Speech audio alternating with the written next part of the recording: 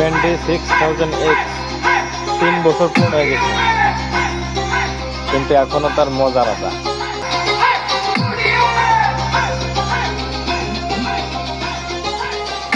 ভাই টাকা 2 টাকা বেশি দিল, ব্র্যান্ডেড মাল কেনা উচিত। 3 বছর হয়ে গেছে, এখনো কোনো বাজে সাউন্ড নেই, এখনো সেই কর্পোরেট সাউন্ড আছে। আর এটা যদি ইন্টারনেটের মাধ্যমে সরাসরি জানতেও না হয়, তার মজাটাই আলাদা।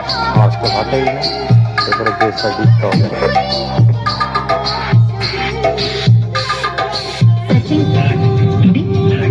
J